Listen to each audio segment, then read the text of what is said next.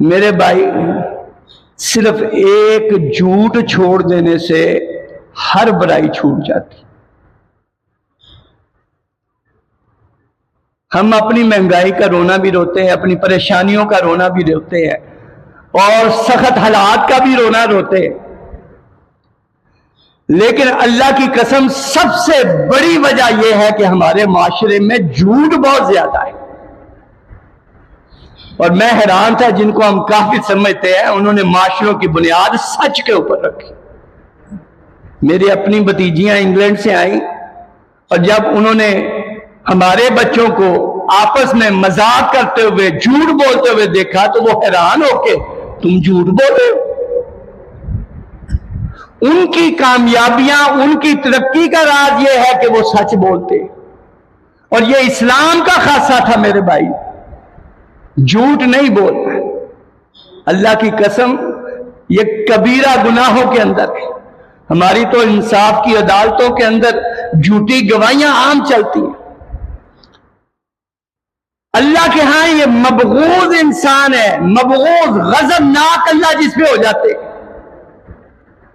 تاجر برادری ہے، جھوٹی قسمیں اٹھاتے ہیں اپنا مال بیچنے کے لیے. میرے بھائی نبی اکرم صلی اللہ علیہ وسلم نے فرمایا قیامت کا دن ہوگا، اللہ نہ اس بندے سے کلام کرے گا، نہ رحمت کی نظر سے اس کی طرف دیکھے گا، نہ اس کو پاکیزہ اور پاک کرے گا. کون؟ جو جھوٹی قسم اٹھا کے اپنا مال بیچتا ہے. دھوکہ کر کے، جھوٹ بول کے، مال بیچ کے آپ عمرے حج کرتے رہیں، اللہ کی قسم اللہ کے ہاں قابل قبول نہیں ہے. ہم تو حساب کتاب لگاتے ہیں، اتنی نیکیاں کرنی ہیں، اتنے گناہ ہو گئے، کوئی بات نہیں. امام ابو حنیفہ رحمہ اللہ کے پاس ایک آدمی آیا، اس نے کہا جی میں نے بڑی نیکیاں کی. کیا نیکیاں کی؟ اس نے کہا میں نے ایک سیب چوری کیا، پھر اللہ کے راستے میں صدقہ کر دیا، مجھے 9 سیب صدقہ کرنے کا ثواب ہو گیا.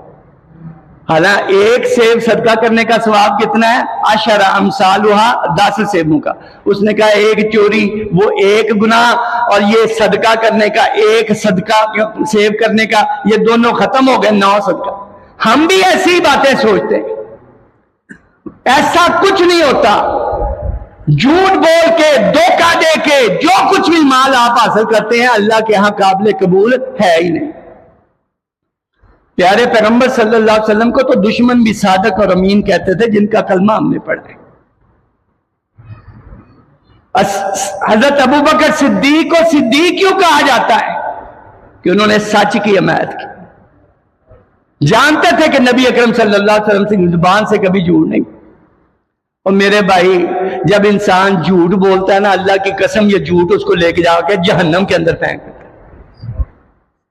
انسان سچ بولتا ہے، سچ فرمایا نیکی کی طرف لے کے جاتا ہے، اور نیکی جنت کی طرف لے جاتی ہے. انسان جھوٹ بولتا ہے، جھوٹ گناہ کی طرف لے کے جاتا ہے، اور گناہ انسان کو جہنم میں پہنچا دیتا ہے. ایک جھوٹ کو چھپانے کے لیے پھر 100 جھوٹ بولنے پڑتے. یہ کبھی نہ سمجھے کہ جو انسان، جو معاشرے جھوٹ پہ کھڑے ہیں وہ کبھی کامیاب ہو سکتے ہیں، وہ کبھی کامیاب نہیں ہو سکتے.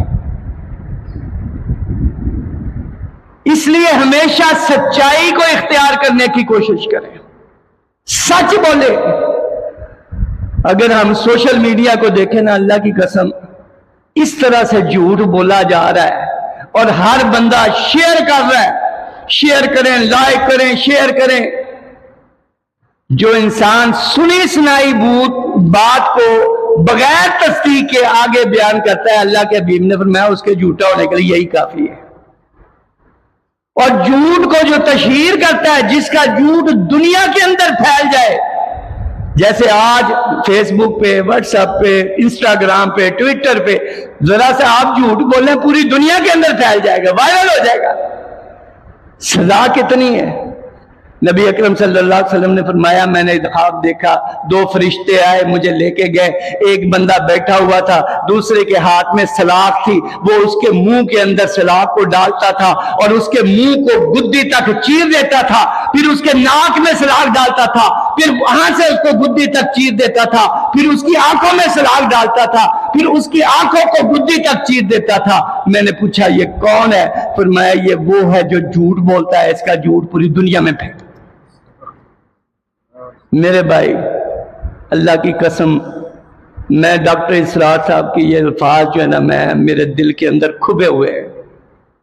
انہوں نے کہا دنیا کی سب سے بڑی منافق قوم پاکستانی قوم ہے، اور ہم نے ثابت کیا ہے، ہمارا چاول انڈیا بیچتا ہے، ہمارا نمک انڈیا بیچتا ہے، کیوں پاکستانیوں سے خریدنے کے لیے تیار نہیں ہے کہ ایک دفعہ مال اچھا آیا دوسری دفعہ مال اچھا نہیں آنا۔